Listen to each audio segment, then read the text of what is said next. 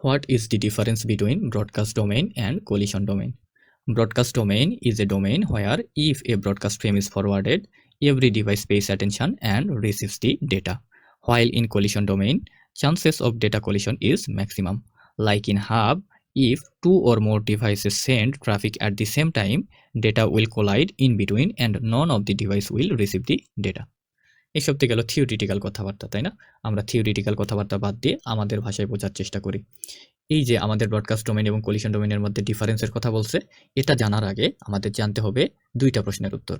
প্রথমটা হচ্ছে এখানে যে ডোমেইন মেনশন করছে এই ডোমেইন বিষয়টা কি এবং ইন্ডিভিজুয়ালি ব্রডকাস্ট ডোমেইন এবং কলিশন ডোমেইনের কাজ কি। ইন সিম্পল টার্ম, ডোমেইন হইতেছে একটা নির্দিষ্ট এরিয়া বা নির্দিষ্ট স্কোপ যার উপর কোনো একটা স্পেসিফিক ফাংশন অ্যাপ্লিকেবল।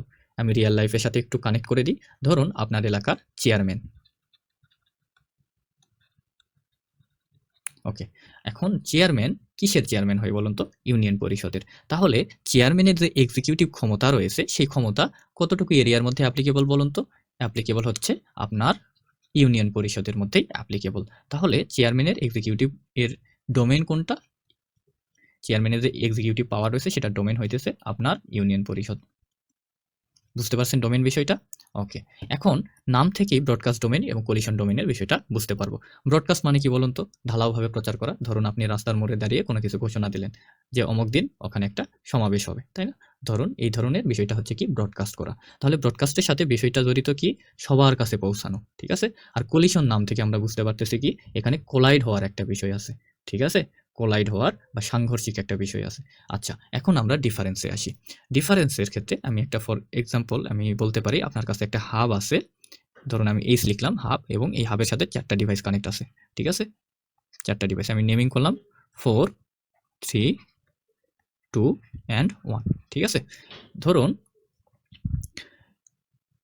1 4 এর কাছে কোনো ডেটা পাঠাইছে, ঠিক আছে? 1 কি করতেছে? 4 এর কাছে data পাঠাইতেছে and the same time কি করতেছে? 3 2 এর কাছে ডেটা পাঠাইতেছে।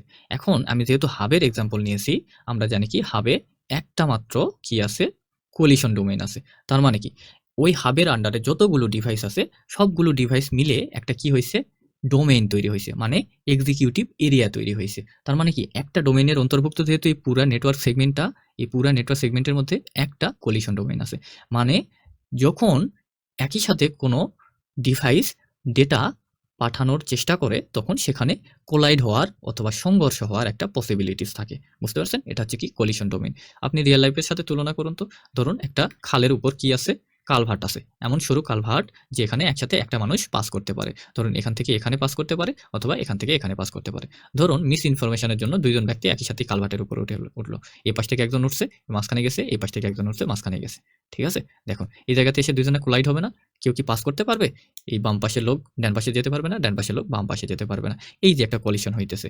সো কলিশন ডোমেইনে কি হয়? আমাদের ডেটা ট্রাফিকের সময় কোলাইড হওয়ার পসিবিলিটিস ম্যাক্সিমাম থাকে, ঠিক আছে? আর ব্রডকাস্ট ডোমেইনের ক্ষেত্রে কি হবে? দেখুন একটা হাবের যেহেতু এক্সাম্পল নিছি, আমরা জানি হাবে কি থাকে? একটাই ব্রডকাস্ট ডোমেইন থাকে, ঠিক আছে? তাহলে এখান থেকে কোনো একটা ডিভাইস, ধরুন 2 নাম্বার ডিভাইস একটা হচ্ছে ব্রডকাস্ট ফ্রেম জেনারেট করলো। তাহলে কি হবে? এর সাথে কানেক্টেড যতগুলো ডিভাইস রয়েছে যেমন 4, 3, 1 সবাই কিন্তু এই ফ্রেমটা রিসিভ করবে। এটা হচ্ছে কি ব্রডকাস্ট ডোমেইন। ধরুন এই সেগমেন্টের বাইরে আরো একটা ডিভাইস রয়েছে। এটা আমি নেমিং করলাম 5 দ্বারা এবং এটা কানেক্টেড রয়েছে একটা সুইচ দ্বারা।